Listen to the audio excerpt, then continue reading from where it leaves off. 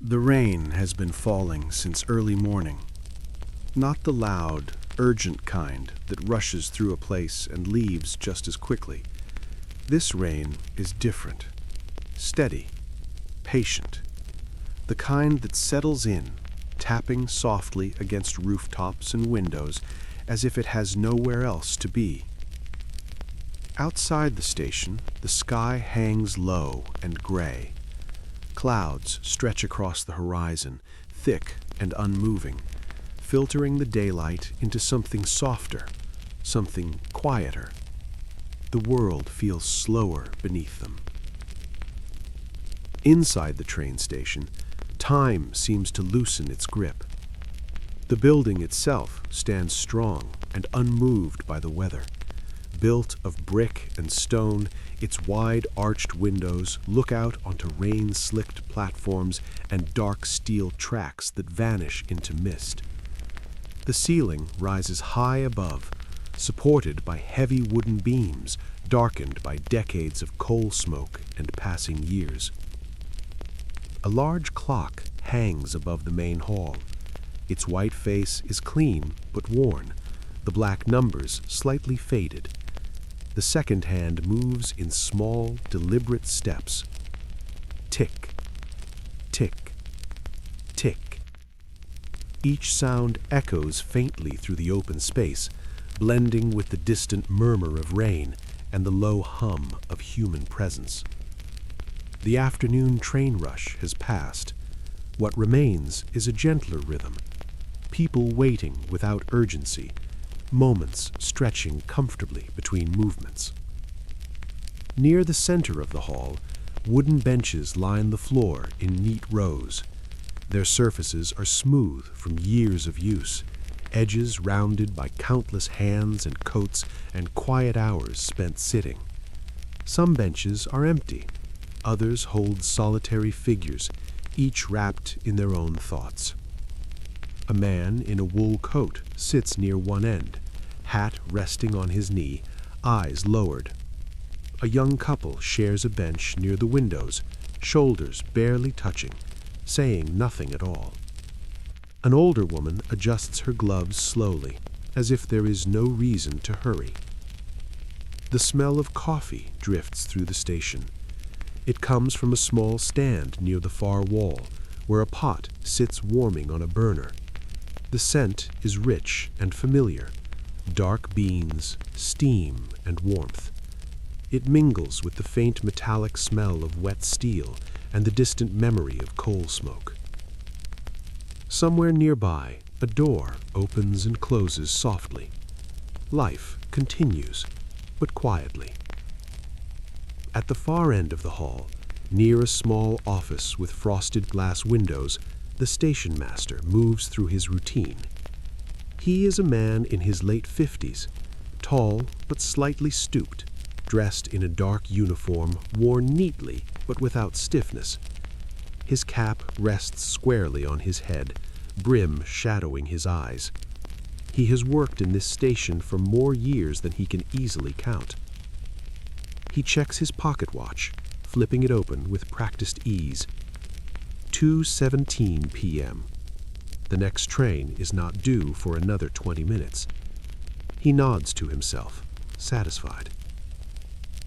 The station master walks slowly along the platform entrance, boots tapping lightly against the stone floor. He pauses to glance at the schedule board, making sure everything remains in order. It always does, but habits are comforting things. Outside, rain slides down the glass doors in thin lines, distorting the view of the tracks beyond. The world feels separate on the other side of that glass, blurred and distant. He adjusts a sign near the platform gate, straightening it by a fraction of an inch. Small details matter here. They always have. As he turns back towards his office, his eyes drift across the waiting room, not with suspicion or urgency, but with quiet familiarity. These people, even the ones he has never met, feel known to him in some small way. Travelers always share a certain look, a mix of patience, expectation, and private thought. He returns to his desk, sits down, and begins writing in a large leather-bound ledger. His pen moves steadily across the page, recording arrivals and departures in careful script. Outside, thunder murmurs faintly, far away. On one of the benches near the windows, a woman sits with a folded letter resting on her lap. She is in her early 30s, dressed in a simple coat and cloche hat, her hair tucked neatly beneath it. Her gloves lie beside her, forgotten for the moment. In her hands, she holds a fountain pen, its nib hovering just above the paper. She has been writing slowly. The paper bears neat lines of ink, each word chosen with care. She pauses often, eyes lifting to the rain outside, as if listening for the right sentence to arrive. The station window beside her frames the afternoon perfectly. Raindrops cling to the glass, merging and separating in unhurried patterns. Beyond them, a train sits idle on the tracks, steam drifting lazily upward, dissolving into the gray air. She sighs quietly, not with sadness, but with thoughtfulness. The letter is not long, but it matters. She reads the last line again, lips moving just slightly, then adds another sentence beneath it.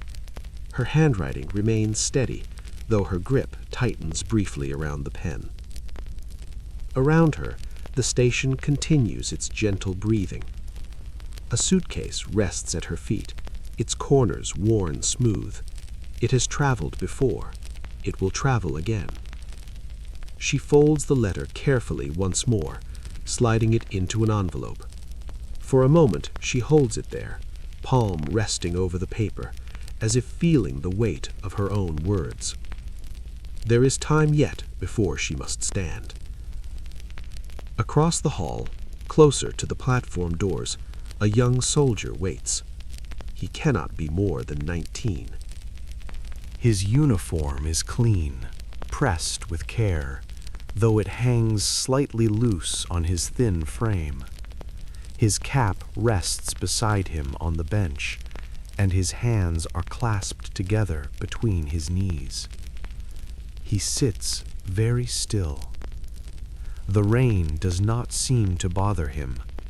He watches it with quiet focus, eyes tracing the lines of water as they slide down the glass. Occasionally, he shifts his weight or straightens his back, as if reminding himself to remain alert, even here. His bag sits beside him, small and plain. Everything he needs fits inside. He does not speak to anyone. Around him, conversations drift in and out, soft and incomplete. A few words here, a cough there. None of it demands his attention. He is thinking of home. Not in any particular way, just small things, a front porch, the sound of a screen door, the smell of supper in the evening. He does not let the thoughts linger too long. They come and go like the trains themselves. The clock ticks on. In the corner near the coffee stand, a man pours himself a cup, steam rising into his face. He takes a careful sip, eyes closing briefly as the warmth spreads. For a moment, the rain outside might as well not exist. Somewhere down the platform, a train whistle sounds, low, long, distant. The sound carries through the station, echoing off stone and wood, announcing movement somewhere beyond the rain. A few heads lift, a few people glance toward the doors. No one rushes. The station master looks up from his ledger, listening. He checks his watch again, then nods slightly. Still early. The woman with the letter shifts on her bench, crossing her ankles.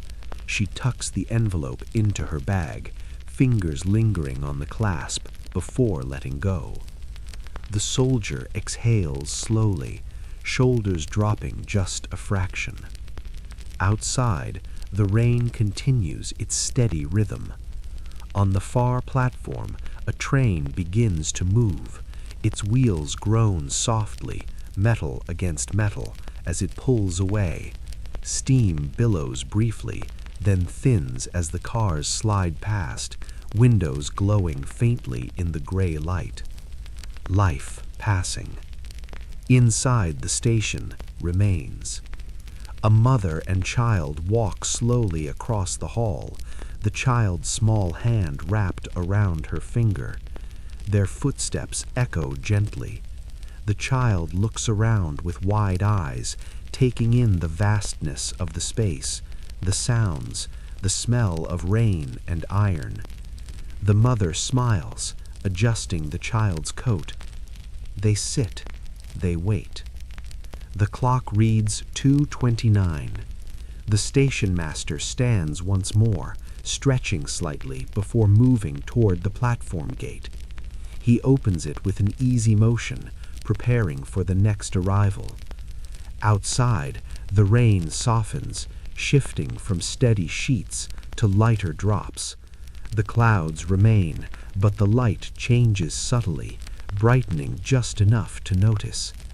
The woman arises from her bench, lifting her bag onto her shoulder. She smooths her coat, glances once more at the window, then turns toward the platform.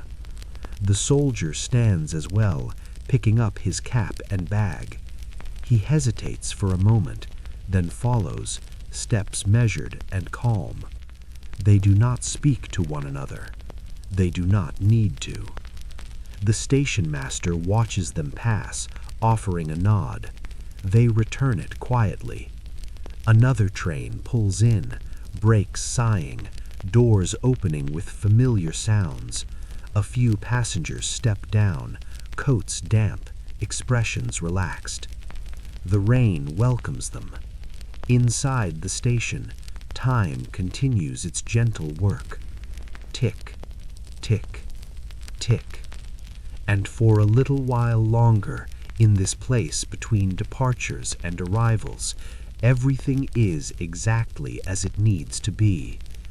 Quiet, warm, unhurried. A rainy afternoon held safely inside a 1920s American train station where lives cross briefly, moments stretch softly, and the world waits without asking anything at all.